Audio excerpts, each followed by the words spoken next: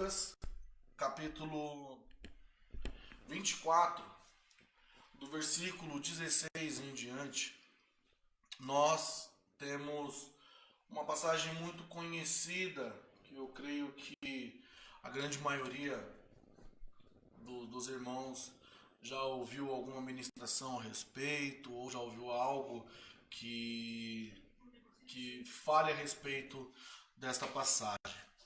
Diz assim, eu vou ler, é um pouco longo, mas eu preciso de ler todo o tema, tá bom?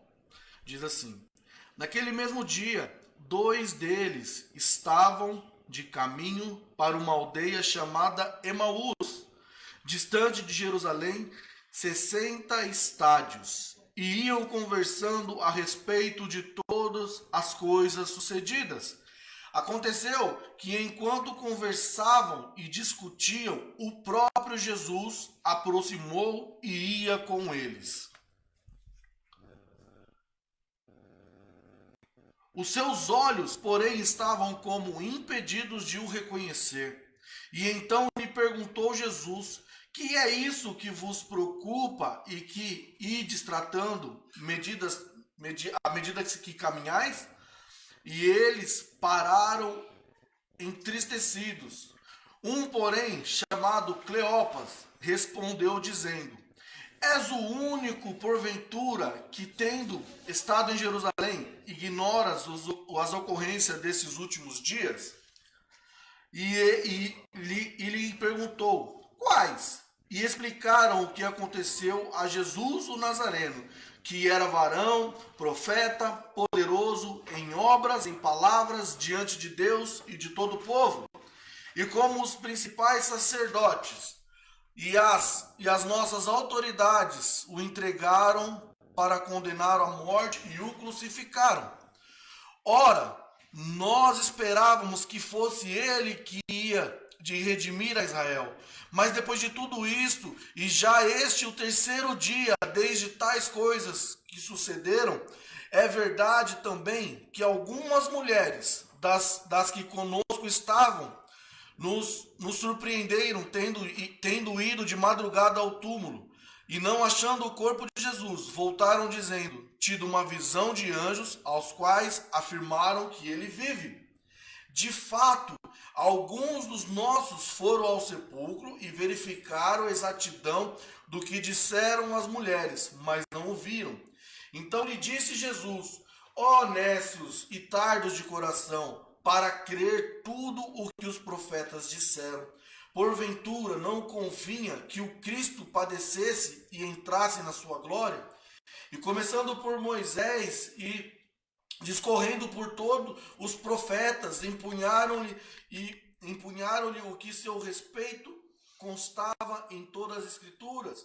Quando se aproximavam da aldeia para onde iam, ele fez menção de passar adiante. Mas eles se constrangeram e disseram, fica conosco, porque é tarde e o dia já declina. E entrou para ficar com eles. Preste atenção agora. E aconteceu que, quando estavam à mesa, tomando ele o pão, abençoou e o tendo partido lhe deu. Então lhe abriram os olhos e os reconheceram, mas ele desapareceu da presença deles. Até aqui por enquanto. Amém? Meus amados, nós vemos nesta passagem 2 discípulos, talvez desapontados, sem saber o que fazer. Jesus havia morrido, havia acabado toda a esperança daquele povo, havia acabado o herói daquele povo, digamos assim, havia morrido.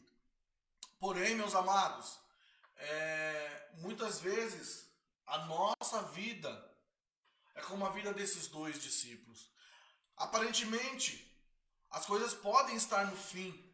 Aparentemente, as lutas, as batalhas, as dificuldades pode estar parecendo que é o nosso fim. Porém, toda vez que está no fim, é aí que Jesus aparece. Porém, aqueles discípulos não reconheceram Jesus. Aqueles discípulos estavam com Jesus ali, mas não reconheceram. A história desses dois discípulos de Emaús é uma história muito conhecida de Lucas. Ela fala e relata sobre esses diversos versículos o que aconteceu ali. Eles estavam indo para uma aldeia chamada Emaús, eles estavam indo para um lugar aonde não era para eles estarem. Um lugar que ficava a cerca de 11 quilômetros da cidade de Jerusalém. Um lugar que não era para eles estarem naquele momento. E o que muito me marcou e muito eu fiquei estarrecido lendo e meditando sobre essa palavra, meditando um pouco antes, até mesmo da ressurreição de Cristo, é que esses dois discípulos estavam indo no caminho contrário àquele caminho que Jesus separou para eles. E o que mais me impressionou, o que mais me deixou chocado, foi algumas atitudes de Jesus durante esse caminho, que ainda mais, sendo atitudes explícitas que Jesus ali, era Jesus perto deles, eles não conseguiram abrir os olhos. A primeira coisa que me deixou estarrecido, me deixou, digamos, fantasiado, maravilhado, me deixou mesmo de uma forma que eu falei, uau, Jesus é o cara. Se vocês puderem dizer aí onde vocês estão, digitar, Jesus é o cara. Porque ele foi o cara naquele momento. Uma das primeiras atitudes de Jesus, após ele ressuscitar, uma das primeiras atitudes de Jesus, após ele morrer e ressuscitar, foi ir atrás de dois discípulos que estavam indo em caminhos contrários àquilo que ele havia preparado. Jesus podia fazer diversas coisas. Esses discípulos que aqui estão relatados, não são relatados com uma certa ênfase nas escrituras. São discípulos comuns, não eram sequer apóstolos, mas eles eram discípulos de Cristo, que estavam se perdendo, estavam indo para o caminho da perdição. E Jesus, após ressuscitar, ele podia fazer qualquer coisa. Ele podia ter ido lá, diante daqueles que o crucificaram, e falar, olha, estou aqui de novo, para vocês. Ele podia ter feito o que ele quisesse, mas uma das primeiras atitudes dele foi atrás de dois discípulos que estavam se perdendo.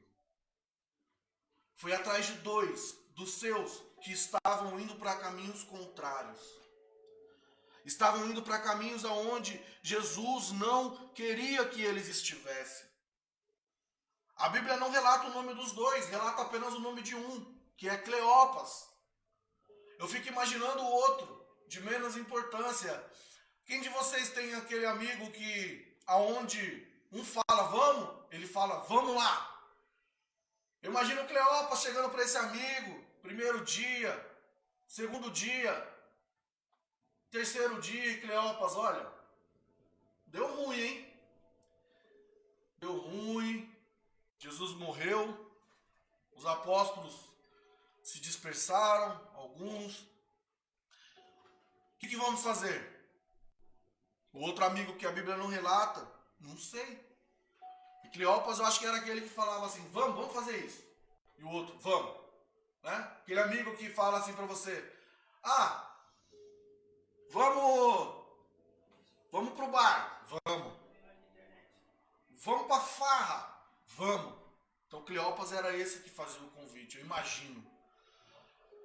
Então Cleopas chegou para esse amigo e falou, olha, deu ruim, vamos voltar, vamos embora, nova vida, a vida que segue, coisas novas, Jesus foi legal, mas já passou, então vamos voltar para de onde nós viemos.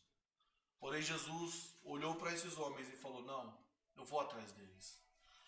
E o que mais me pega sobre esses homens são 5 pontos que eu quero abordar com vocês rapidamente. O primeiro ponto é que eles estavam no caminho errado. Quantas e quantas vezes nós não temos um caminho dito por Cristo, traçado por Jesus, para seguir, e ainda assim nós andamos por caminhos errados. O exemplo disso está lá no versículo 49. Após Jesus se encontrar com eles, após Jesus se encontrar com os discípulos, Jesus falou lá no versículo 49 e falou assim, ó: eis que envio sobre vós a promessa de meu Pai, permanecerei, pois na cidade, até que do alto sejais revestido de poder. Permanecereis na cidade. Porém, aqueles discípulos esqueceram de que Jesus havia dito lá atrás que ele morreria, mas ao terceiro dia ele iria ressuscitar. E eles esqueceram disso e decidiram tomar um caminho errado. Decidiram tomar o caminho de Emaús. Decidiram tomar um caminho que não era aquele caminho que Jesus tinha separado para eles. Emaús significa fonte de águas quentes.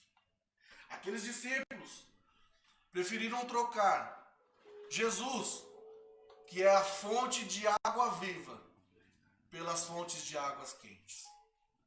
Aqueles discípulos decidiram trocar a promessa de Jesus, a fonte de água viva, pela fonte de água quente. E eles estavam caminhando na direção errada, na direção que Jesus não traçou para eles.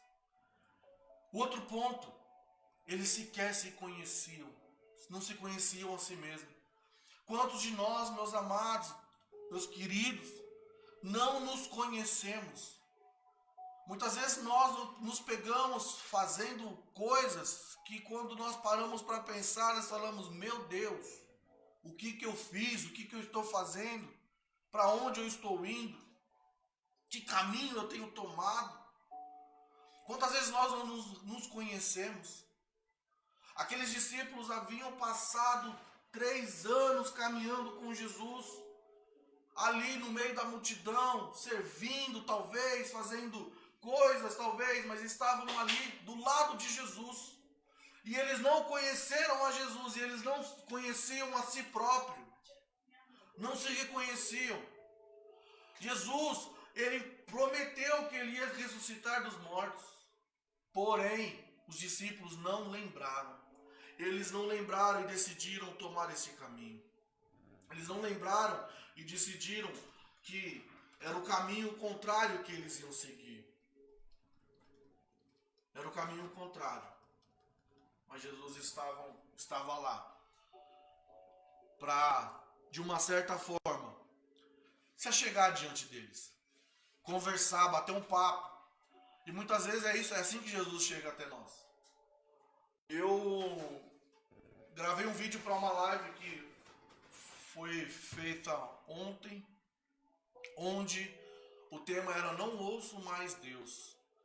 E nesse vídeo, nessa ministração, eu tenho uma frase muito marcante na minha vida, que eu costumo dizer para os meus discípulos, costumo dizer algumas pregações minhas, é que o pior de você nunca ter ouvido a voz de Deus, a voz de Jesus, é você ter se esquecido de como ela é. É você ter se esquecido da tonalidade da voz dele. E foi isso que aconteceu com aqueles discípulos. Eles se esqueceram de quem era Jesus.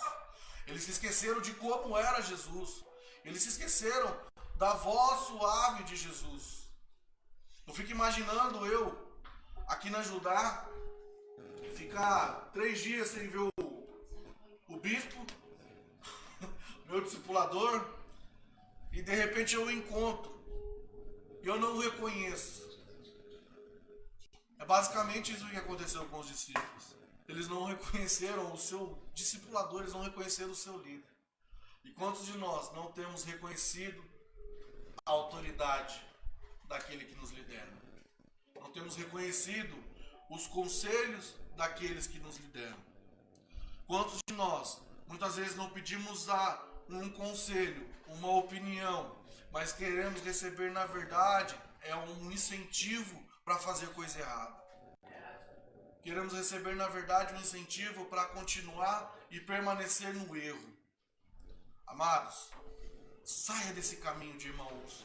Volte para o caminho de Jesus. O outro ponto, eu me perdi. perdi aqui no ponto, mas já estou voltando. Quem me conhece sabe que eu me perco.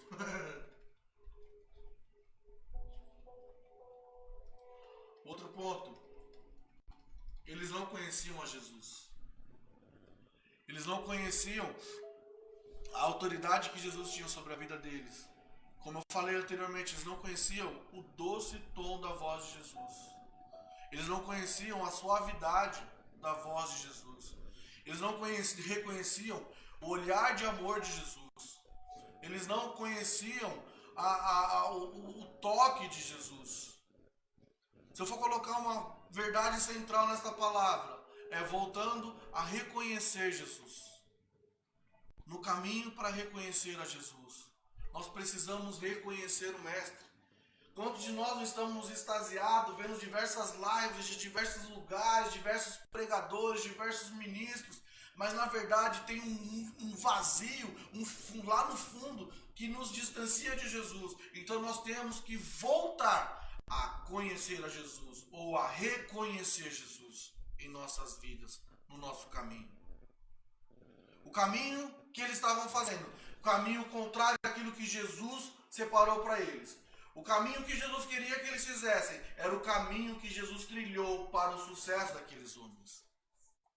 Nós temos saído de caminhos de sucesso e percorrido um caminho de derrota, um caminho de miséria, um caminho de pecado. Então nós precisamos conhecer mais a Jesus. Tem uma canção que fala: eu quero conhecer Jesus. Eu quero conhecer Jesus. Quantos de nós não conhecemos a Ele? Quantos de nós não conhecemos a Jesus? Não temos a oportunidade. Na verdade, temos a oportunidade, mas não temos a sensatez de conhecer a Jesus. O outro ponto é: aqueles discípulos estavam decepcionados. Lá dentro, no mais profundo dele, a verdade é que eles estavam decepcionados. Porque para eles, Jesus não podia morrer daquele jeito. Para eles, Jesus não podia ter sofrido o que sofreu. E eles se decepcionaram com Jesus. Se decepcionaram com os apóstolos. Se decepcionaram com aqueles que estavam mais próximos de Jesus. Se decepcionaram com Pedro, que negou a Cristo. Se decepcionaram com Judas, que o traiu. Se decepcionaram com aqueles que se dispersaram. E quantos de nós não estamos nos decepcionando com líderes, não estamos nos decepcionando com pastores, apóstolos, bispos, nos decepcionando com famílias? Pare-se de se decepcionar com as pessoas e comece a olhar para Cristo, comece a olhar aquilo que Jesus tem para a sua vida, aquilo que Jesus separou e preparou para você. Porque o homem, ele é falho. O homem, ele é falho. Eu vou falhar com vocês, o bispo vai falhar, o seu líder aí vai falhar com você, mas Jesus, ele nunca vai falhar. E quando você estiver num caminho contrário àquele caminho que ele separou para você, ele vai parar tudo que ele está fazendo e vai até esse caminho para tentar resgatar vocês. Então pare de se decepcionar com as pessoas. Comece a olhar para Jesus. Comece a olhar para as coisas que Jesus fez na sua vida até hoje. Muitas vezes nós somos ingratos. Nós olhamos a vida de pessoas alheias e começamos a comparar com as nossas vidas e nós começamos a ser ingratos com Cristo. Saiba de onde Jesus nos colocou, saiba de onde Jesus nos tirou. Se eu for mensurar aqui para vocês, de onde Jesus me tirou e colocou onde eu estou hoje, eu ficaria horas e horas aqui falando. Mas saiba de uma coisa: Jesus, ele sempre tem um caminho certo para a gente seguir. Porém, nós que nos desviamos desse caminho. Amém? Então pare de se decepcionar. Tá difícil de falar decepcionar, hein? Toda hora eu tô travando, hein? O outro ponto, o último ponto. Esses discípulos não tinham discernimento, eles não tinham entendimento. Jesus falou em algum versículo: vocês são nércios, vocês são desentendidos, vocês não têm entendimento. Ou seja, desculpa a palavra, vocês são, se você for traduzir, né, de forma correta, vocês são tolos. Apesar deles conhecerem todas as profecias, apesar deles conhecerem Jesus, apesar de Jesus ter falado que ia ressuscitar, eles ainda se dispersaram e foram para outro caminho. Quantas pessoas agem assim hoje em dia? Tem promessas na sua vida. Tem promessas e promessas e mais promessas na sua vida. Mas na primeira dificuldade, na primeira coisa que acontece, se desvia e começa a ir para outros caminhos. Começa a andar por caminhos aonde Jesus não está. Sabe que Jesus, Ele pode todas as coisas. Mas Ele não pode te salvar se você não quiser ser salvo. Isso Ele não pode. Eu costumo dizer que a maior arma que Satanás tem sobre a vida do crente é o livre-arbítrio do crente. Porque se o crente não quiser, se o homem não quiser, se a mulher não quiser, Jesus não pode fazer nada. Ele não pode fazer nada. A palavra de Deus diz lá em Apocalipse que eis que estou à porta e bato. Se você abrir, eu vou entrar e vou cear contigo. Se você não abrir, meu irmão, vai ficar da mesma forma. Vai ficar da mesma forma. Vai ficar da mesma maneira. Então, vamos deixar de ser tolos. E vamos começar a viver as promessas de Deus. Jesus tinha uma promessa para todo aquele povo, assim como Ele tem para as nossas vidas.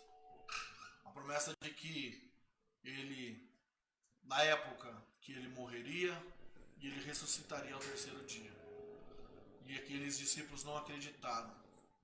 E hoje a promessa que nós temos é que Jesus vai voltar. Hoje a promessa que nós temos é que Jesus está voltando. E muitos de nós não estamos acreditando nisso. Muitos de nós não estamos acreditando que o fim está próximo. Mas sabe de uma coisa? Quando tudo começou a mudar na vida desses discípulos, foi quando eles abriram a porta da casa deles para Jesus entrar. A palavra de Deus diz que, chegando nessa aldeia, Jesus fez com que ia-se adiante. Ou seja, eles entraram em Jesus, falou aí, tô indo, tá? Vou continuar andando. E aqueles discípulos se envergonharam, porque já era tarde. E falaram assim, não, fica aqui conosco. Entra na minha casa. Quantos de vocês podem digitar aí? Jesus, entra na minha casa. Entra na minha casa. Isso fez toda a diferença na vida desses dois discípulos. Quando Jesus entrou na casa, quando Jesus adentrou naquele lugar, isso fez toda a diferença na vida deles. Até o momento que Jesus entrou na casa, aqueles discípulos não sabiam, não faziam ideia de quem era aquele homem que eles conheceram. Porém, quando Jesus entrou, a palavra de Deus diz que, e aconteceu, no versículo 30, aconteceu que quando estavam à mesa, tomando ele o pão, abençoou e o tendo partido, lhe deu. Meus amados, eu não sei se vocês entenderam esse versículo 30. Eu vou ler de novo. E aconteceu que quando estavam à mesa, tomando ele o pão, abençoou e tendo partido, lhes deu.